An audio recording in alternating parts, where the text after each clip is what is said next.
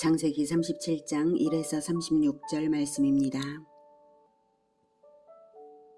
37장. 야곱이 가나안 땅 곧 그의 아버지가 거류하던 땅에 거주하였으니 야곱의 족보는 이러하니라. 요셉이 17세의 소년으로서 그의 형들과 함께 양을 칠 때에 그의 아버지의 아내들 빌하와 실바의 아들들과 더불어 함께 있었더니 그가 그들의 잘못을 아버지에게 말하더라. 요셉은 노년에 얻은 아들이므로 이스라엘이 여러 아들들보다 그를 더 사랑하므로 그를 위하여 채색옷을 지었더니 그의 형들이 아버지가 형들보다 그를 더 사랑함을 보고 그를 미워하여 그에게 편안하게 말할 수 없었더라. 사랑하는 형제 여러분, 5월 9일 월요일 새벽 묵상에 오신 것을 환영합니다. 야곱은 여러 아내들 중에서도 라헬만 사랑하고 여러 아들들 중에서도 요셉만 유별나게 사랑했어요. 요셉에게만 채색 옷을 지어 입힐 정도였죠. 그 당시에 채색 옷이란 왕이나 입을 옷이거든요. 그래서 요셉이 형들에게 미움받았는데요. 요셉에게 형들이 안녕이란 말 인사도 해줄 없을 정도였습니다. 그런데 요셉은 이런 상황을 개의치 않은 것 같고요. 또 형들을 미워하지도 않았어요. 형들의 반응이 어떨지를 생각지 않고 2번이나 꿈 이야기를 하거든요. 5절. 요셉이 꿈을 꾸고 자기 형들에게 말하매 그들이 그를 더욱 미워하였더라. 요셉이 그들에게 이르되 청하건대 내가 꾼 꿈을 들으시오. 우리가 밭에서 곡식단을 묶더니 내 단은 일어서고 당신들의 단은 내 단을 둘러서서 절하더이다. 그의 형들이 그에게 이르되 네가 참으로 우리의 왕이 되겠느냐? 참으로 우리를 다스리게 되겠느냐? 하고 그의 꿈과 그의 말로 말미암아 그를 더욱 미워하더니 요셉이 다시 꿈을 꾸고 그의 형들에게 말하여 이르되 내가 또 꿈을 꾼즉 해와 달과 11별이 내게 절하더이다 하니라. 그가 그의 꿈을 아버지와 형들에게 말하매 아버지가 그를 꾸짖고 그에게 이르되 내가 꾼 꿈이 무엇이냐? 나와 내 어머니와 내 형들이 참으로 가서 땅에 엎드려 내게 절하겠느냐? 그의 형들은 시기하되 그의 아버지는 그 말을 간직해 두었더라. 네, 아주 특별한 꿈이었는데요. 첫 번째 꿈은 형들의 곡식단들이 요셉의 곡식단에게 절을 하는 꿈이에요. 형들의 양식보다 요셉의 양식이 탁월하게 많을 것을 뜻하죠. 절하는 것은 감사하며 왕적인 존재로 높인다는 것이고요. 두 번째 꿈은 해와 달과 11개의 별이 요셉에게 절하는 꿈이에요. 요셉의 형제는 요셉 빼면 11명이죠. 그래서 11개의 별이고요. 두 꿈 다 요셉이 절을 받는 꿈이네요. 성경에서 하나님께서 꿈을 통해 특별한 메시지를 주시거나 미래를 보여주신 일들이 종종 있습니다. 요셉은 자기가 2번이나 꾼 꿈이 일맥상통하는 점에서 하나님의 계시로 여겨서 특별하게 마음에 품어두었을 것입니다. 그 꿈을 말했을 때에 형들도 그 의미는 금방 알아차렸죠. 8절에 보면 네가 참으로 우리의 왕이 되겠느냐? 참으로 우리를 다스리게 되겠느냐? 이랬죠. 아버지도 똑같은 의미로 알고 이제 꾸짖었어요. 미움과 꾸지람을 통해서이지만 꿈의 의미는 확인된 것이고요. 2번이나 꾸었으니 영적인 의미가 확실합니다. 그런데요, 여러분, 이게 요셉이 꾸지람 들을 일인가요? 꿈을 주신 분은 하나님이시지 요셉이 자기가 꾸고 싶어서 그런 꿈을 지어서 꾼 게 아니잖아요. 지혜로운 부형들이라면 2번이나 꿈을 꾸게 하시는 하나님을 발견하고 하나님의 뜻을 헤아려야 했어요. 유심히 듣고 요셉을 격려하고 그럴수록 더 바르게 잘 자라도록 성장을 도와야 하는 것 아닌가요? 그런데도 모두들 꾸짖기만 했죠. 하지만 그러거나 말거나 요셉은 자기가 꾼 꿈을 아주 기뻐하며 마음에 잘 간직했어요. 너무 좋은 꿈이니까요.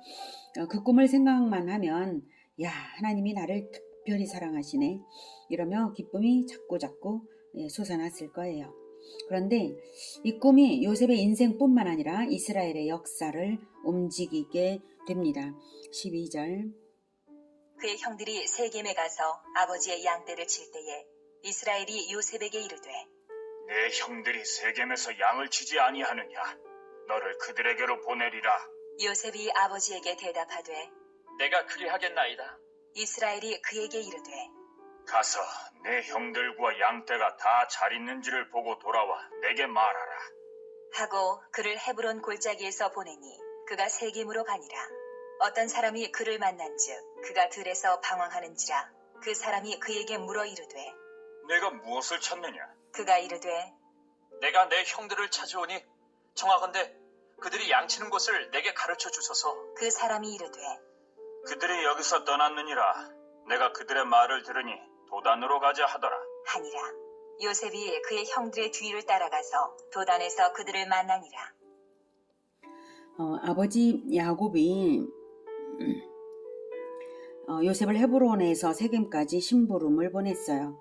약 100km나 되는 먼 길인데도 내가 그리하겠나이다 하고 군말 없이 순종합니다.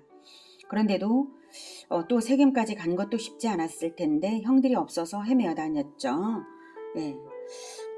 그때 어떤 사람이 내 형들이 도단으로 가자 하더라고 알려줬어요.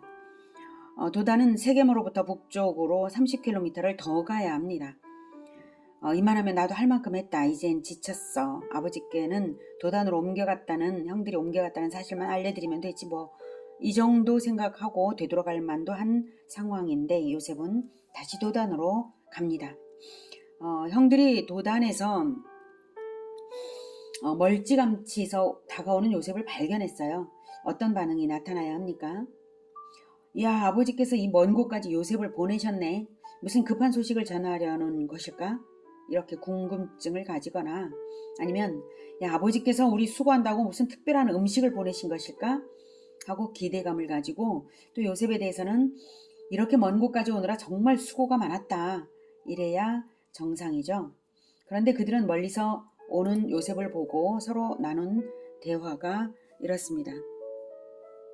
요셉이 그들에게 가까이 오기 전에 그들이 요셉을 멀리서 보고 죽이기를 꾀하여 서로 이르되 꿈꾸는 자가 오는도다. 자, 그를 죽여 한 구덩이에 던지고 우리가 말하기를 악한 짐승이 그를 잡아먹었다 하자. 그의 꿈이 어떻게 되는지를 우리가 볼 것이니라. 하는지라. 꿈쟁이가 온다. 저놈 죽여서 구덩이에 던져버리자. 꿈이 이루어지나 보자. 이랬습니다. 아무리 미워도 혈육이고 동생인데 이럴 수가 있나요? 한 사람만 아니라 형제들 여럿이 서로 작당을 해서 말이죠. 세겜 성읍을 학살하던 그 잔인한 마음을 조금이라도 회개했다면 이러지는 못했습니다. 하나님이 보고 계신 것도 전혀 생각지 않는 거죠. 요셉이 꾼 꿈이 하나님으로부터 온 것인데 오히려 동생을 죽임으로써 그 꿈대로 되나 보자 합니다. 하나님의 꿈대로 어디 되나 보자 이거죠. 마치 장난처럼 말입니다. 이것은 사탄으로부터 오는 계략이고 하나님에 대한 정면 도전입니다. 21절. 루벤이 듣고 요셉을 그들의 손에서 구원하려 하여 이르되 우리가 그의 생명을 해치지 말자. 루벤이 또 그들에게 이르되 피를 흘리지 말라. 그를 광야 그 구덩이에 던지고 손을 그에게 대지 말라. 하니 이는 그가 요셉을 그들의 손에서 구출하여 그의 아버지에게로 돌려보내려 함이었더라. 요셉이 형들에게 이르매 그의 형들이 요셉의 옷 곧 그가 입은 채색 옷을 벗기고 그를 잡아 구덩이에 던지니 그 구덩이는 빈 것이라. 그 속에 물이 없었더라. 그때 장자 루벤이 말을 하기를 야야 피를 흘리지는 말고 저 구덩이에 넣자고 한 구덩이를 가리켰더니 형제들이 계획을 바꿨어요. 죽여서 구덩이에 넣자 했던 것을 이제는 구덩이에 던져 넣고 보자 한 것입니다. 아직 살려주자 한 것은 아니었죠. 그래서 구덩이에 던져졌는데요. 그 구덩이는 보통 목축을 할 때 양들에게 물을 먹이기 위해 깊게 파놓는 물 저장고입니다. 그런데 마침 물은 없었습니다. 이것이 불행 중 다행이었죠. 죄 없는 요셉으로서는 이 모든 것이 정말 이해할 수 없는 고난입니다. 여러분, 믿는 사람들에게도 억울한 고난이 얼마든지 있을 수 있습니다. 그러나 여러분, 당장은 너무 충격적이지만 하나님은 믿는 자에게 가장 좋은 것을 주시는 선하신 하나님이십니다. 피할 길을 내시거나 오히려 고난을 역이용해서 하나님의 뜻을 이루시는 줄을 믿으십시오. 바로 요셉의 인생이 그랬습니다. 지금 이 장면에서는 그 구덩이에 물이 없었던 것이 하나님의 섭리입니다. 그때 상황의 전환점이 생겼습니다. 25절. 그들이 앉아 음식을 먹다가 눈을 들어본즉 한 무리의 이스마엘 사람들이 길르앗에서 오는데 그 낙타들의 향품과 유향과 몰약을 싣고 애굽으로 내려가는지라. 유다가 자기 형제에게 이르되 우리가 우리 동생을 죽이고 그의 피를 덮어둔들 무엇이 유익할까? 자, 그를 이스마엘 사람들에게 팔고 그에게 우리 손을 대지 말자. 그는 우리의 동생이요 우리의 혈육이니라. 하매 그의 형제들이 청종하였더라. 그때에 미디안 사람 상인들이 지나가고 있는지라. 형들이 요셉을 구덩이에서 끌어올리고 은 20에 그를 이스마엘 사람들에게 팔매 그 상인들이 요셉을 데리고 애굽으로 갔더라. 루벤이 돌아와 구덩이에 이르러 본즉 거기 요셉이 없는지라. 옷을 찢고 아우들에게로 되돌아와서 이르되 아이가 없도다. 나는 어디로 갈까? 그들이 요셉의 옷을 가져다가 순념소를 죽여 그 옷을 피에 적시고 그의 채색 옷을 보내어 그의 아버지에게로 가지고 가서 이르기를 우리가 이것을 발견하였으니 아버지 아들의 옷인가 보소서. 하매 아버지가 그것을 알아보고 이르되 내 아들의 옷이라. 악한 짐승이 그를 잡아먹었도다. 요셉이 분명히 찢겼도다. 하고 자기 옷을 찢고 굵은 배로 허리를 묶고 오래도록 그의 아들을 위하여 애통하니 그의 모든 자녀가 위로하되 그가 그 위로를 받지 아니하여 이르되 내가 슬퍼하며 수월로 내려가 아들에게로 가리라. 하고 그의 아버지가 그를 위하여 울었더라. 그 미디안 사람들은 그를 애굽에서 바로의 신하 친위대장 보디발에게 팔았더라. 네, 때마침 고급 무역 상품을 가진 무역하는 상인 행렬이 애굽으로 향해 가는 중이었습니다. 애굽은 이집트입니다.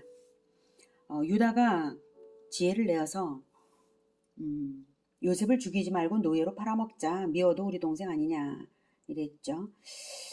형제들 귀에 솔깃한 제안입니다. 애굽은 머나먼 곳이고요. 노예로 팔면 돌아오지도 못할 것이고요. 자기들 생각에는. 그리고 형제들에게는 이익도 생기니까 그거 좋다 했죠. 그렇게 해서 요셉은 은 20에 노예로 팔려 애굽으로 갔습니다. 이런 상황에 하나님이 계시다면 어떻게 그렇게 되도록 내버려 두시냐고 생각하기가 쉽죠. 그러나 여러분, 이 상황에서도 하나님이 선하게 일하고 계십니다. 사실은 이 상황에서 하나님은 요셉 인생과 이스라엘 민족의 역사를 위해 가장 좋은 일을 만들어내고 계신 것입니다. 무엇으로 좋게 만들고 계시냐면 첫째는 타이밍, 둘째는 무역상, 셋째는 애굽으로 가는 방향, 이 세 가지를 통해서 지금 일하고 계십니다. 타이밍은 상인 행렬이 때마침 나타났다는 것. 이런 타이밍은 오직 하나님께 달린 일입니다. 인간이 조종할 수가 없죠.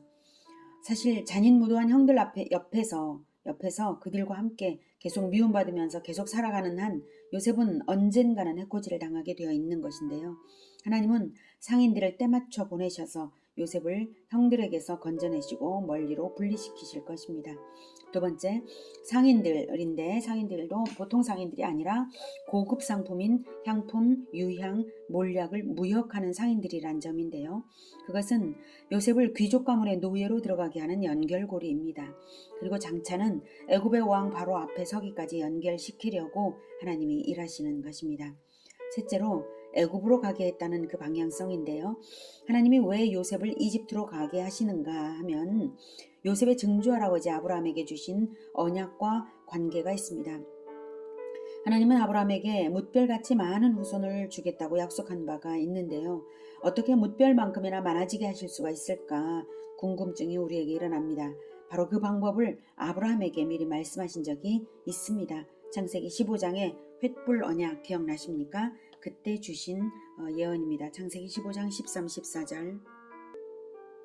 여호와께서 아브라함에게 이르시되 너는 반드시 알라.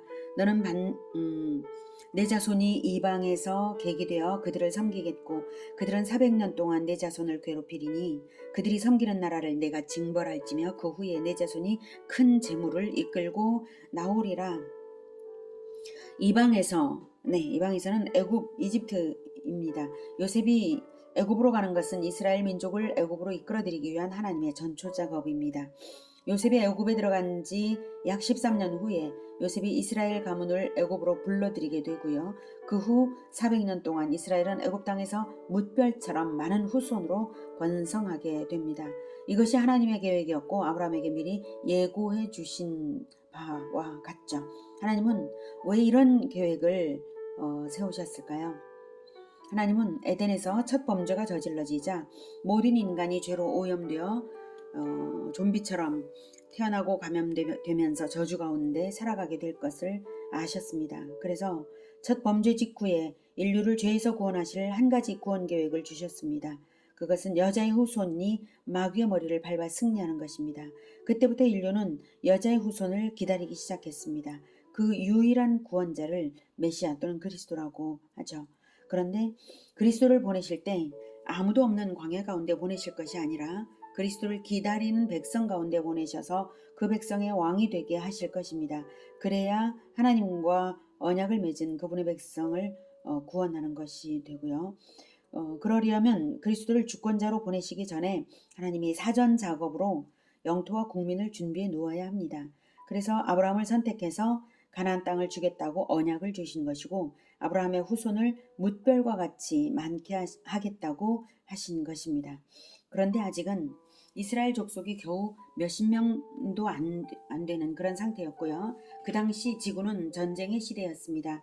야곱의 아들들의 다혈질 기질은 이웃 부족들과 언제든 전쟁이 나기 십상이죠.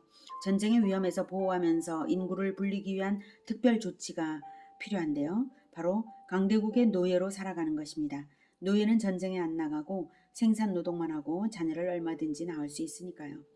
하나님은 이스라엘 민족을 수백만 명으로 불리기 위해서 애굽을 사용하실 계획이셨습니다. 그렇게 해서 정말로 400년 타국 생활을 끝내고 출애굽 즉 이집트 탈출을 했을 때에는 인구가 약 200만 명이 된 것이 민수기의 두 번의 인구조사에서 나타났습니다. 아브라함에게 뭇별같이 많은 후손을 주겠다고 언약하신 대로 이루신 것이죠.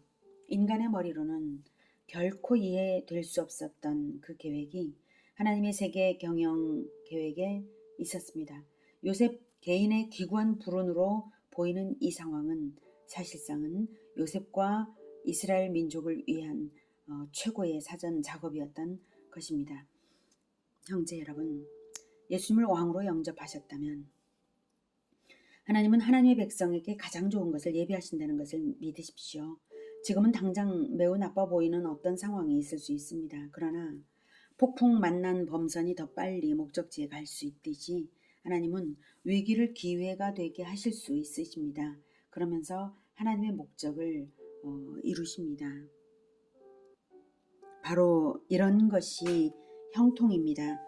고난이 없이 안일하고 편리한 것이 형통이 아니라 고난이 있을지라도 하나님의 계획대로 되는 것이 형통입니다.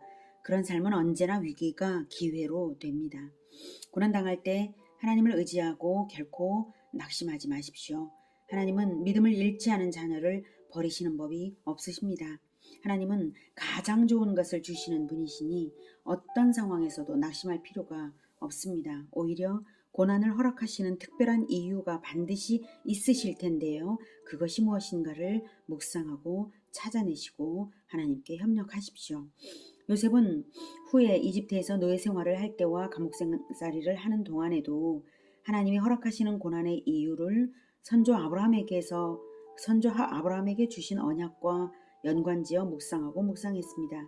그랬기 때문에 자기에게 주신 사명이 바로 이스라엘 70명을 단 한 사람도 빠뜨림 없이 이집트의 비옥한 고센 땅으로 이주시키는 것임을 알았던 것이죠. 그래서 그 일을 이루었습니다. 형들의 곡식단보다 훨씬 탁월하여서 절받는 곡식단 꿈은 탁월한 부양 능력으로 이스라엘 민족을 살려내는 것이고 해와 달과 11개의 별들이 요셉에게 절하는 것은 하나님 나라의 온전한 구성과 출발이 요셉에 의해서 될 것이라는 의미입니다. 아버지 야곱은 12아들을 낳기는 낳았지만 신앙으로 온전히 하나 되게 하지는 못했죠. 그런데 형제들을 용서한 요셉에 의해서 비로소 이스라엘은 하나님 나라 공동체가 될 것이기에 그 비전을 꿈으로 보여주신 것입니다. 하나님의 목적이 인생과 공동체에서 놀랍게 성취되는 그 소망을 결코 잃지 마십시오. 그리고 주님 뜻대로 받는 고난이라면 이유를 알 수 없는 고난일수록 좋은 것일 수가 있으니 기쁘게 받으십시오. 그리고 언약과 십자가를 묵상하십시오. 고난이 있을수록 원대한 소망을 붙잡는 우리 모두가 되기를 축복합니다. 기도하겠습니다. 은혜가 충만하신 아버지 하나님, 우리에게 가장 좋은 것을 주심을 믿습니다.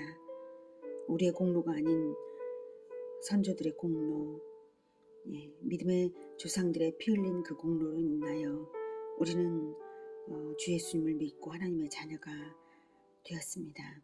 그러니 이제는 예수님을 따라서 십자가를 지며 기꺼이 주님을 따라서 주님의 일을 함께 이루어드리는 우리가 되게 주님 도와주시옵소서. 우리가 그렇게 살겠습니다. 오직 하나님께서 주신 그 비전을 마음에 품고 끝까지 고난을 통해서라도 하나님께 나 자신의 삶을 드리는 그런 우리 모두가 되게 도와주시옵소서. 예수 그리스도 이름으로 기도드립니다. 아멘. 이어지는 시간은 개인 기도 시간입니다.